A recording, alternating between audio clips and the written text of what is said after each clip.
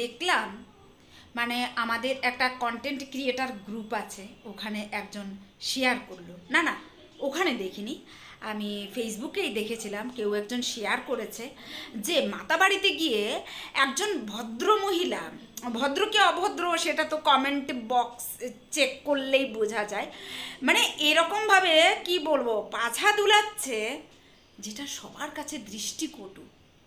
ভগবান ওটা মায়ের জায়গাকেও ছাড়লো না। তো এই ভিডিওটার প্রসঙ্গে হুঞ্ছ বলে একজন ক্রিয়েটার একটা সমালোচনার ভিডিও যখন বানালো, তখন সেই ভিডিওটাকে দেখতে গিয়ে দেখলাম এই মহিলা কিন্তু প্রথম নয়, এই বেটি কিন্তু প্রথম নয়, আরও অনেক মেয়েরা, পিচ্ছি পিচ্ছি মেয়েরা ওখানে গিয়ে ভিডিও বানিয়েছে ভাইরাল হওয়ার জন্য না কি করার জন্য জানি না।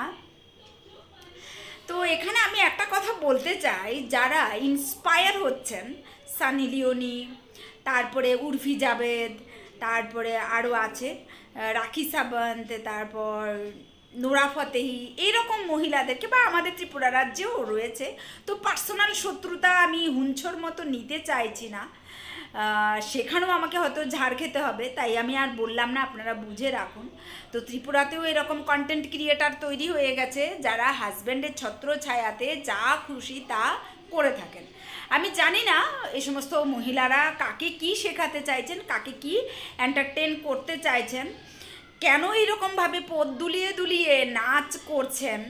নাচ কি এত সোজা? দীর্ঘদিন কিন্তু নাচ শিখতে হয়, এটা একটা শৈলী, এটা একটা শিল্প।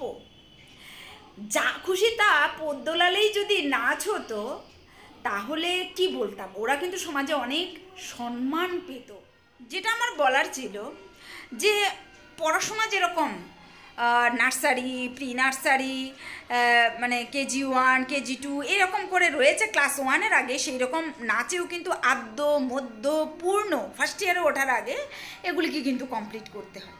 তো এই রকমভাবে ফার্স্ট ইয়ার সেকেন্ড বিশারদ করে, বিশারদ করেও তাদের শেষ নেই, ওরাও আবার নাচের লেভেলে PhD অবধি করে, তার উপরেও ডিগ্রি করে। তার জন্য কিন্তু ডিগ্রি কলেজ রয়েছে প্রচুর, আমাদের রাজ্যেও রয়েছে। তো আমি সে সমস্ত মহিলাদেরকে বলতে চাই, নাচ অত সোজা জিনিস নয়।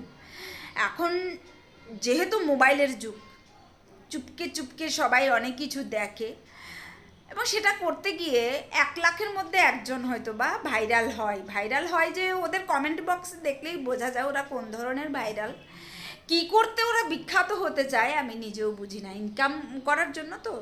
আচ্ছা যাই হোক, সোশ্যাল মিডিয়া থেকে ইনকাম করা কিন্তু অনেক টাফ, অনেক টাফ। কই আমি তো 1 টাকাও ইনকাম করতে পারলাম না। আজকে 3-4 বছর ধরেই সোশ্যাল মিডিয়াতে আমি ছোটো ছোটো থেকে বড় বড়, ম্যাক্সিমামগুলি আমার বড় বড় কন্টেন্ট, তো ওখানে নাকি কিসের ইস্যু, কী সব কপিরাইট বহুত কিছু আছে, এগুলি নিয়ে হাবিজাবি ঘাটার মতো সময় আমি পাই না। একটা কথা, আচ্ছা ওটা আলাদা,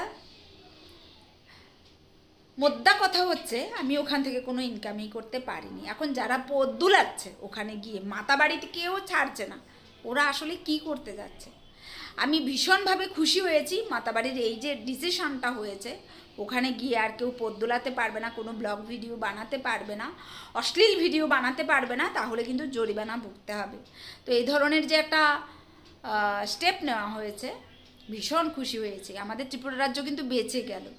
যেই না এই মহিলার ভিডিওটা দেখলাম, এই মানে বয়স্ক মহিলা ওখানে গিয়ে যেভাবে বাচ্চা তুলাচ্ছিল, বাচ্চারা তুলালে তবু সহ্য করা যায়, তারপর থেকে আমি ভয় পাচ্ছিলাম আমাদের ত্রিপুরা রাজ্যও না ওই শ্রেয়ার পাছা দুলানির মতো অবস্থা হয়ে যায়। যেমন শ্রেয়াকে তো আটকানোই যাচ্ছে না, মানে ওয়েস্ট বেঙ্গলের শ্রেয়া বলে একটা মেয়ে আছে, ট্রেনে বাসে রাস্তায় ওর মতো আরও ছাপড়ি টিম রয়েছে, ওরা এরকমভাবে ভূমিকম্প করছে। তো যাই হোক, মাতাবাড়ির এই সিদ্ধান্তকে আমি সাংঘাতিকভাবে সাপোর্ট করি, আর হুঞ্ছ ভাইয়ের ভিডিওটাকেও সাপোর্ট করলাম। অবশ্যই আমি বলবো ভাইয়ের ভিডিওটা তোমরা দেখো, ভালো লাগবে। এই ধরনের সংস্কারমূলক ভিডিও আজকালকার দিনে খুবই মনে হয় আমার দরকার। তো সবাই ভালো থাকবে, সুস্থ থাকবে। যদি ভিডিওটা ভালো লেগে থাকে অবশ্যই কিন্তু একটা কমেন্ট করবে, লাইক করবে। বাই।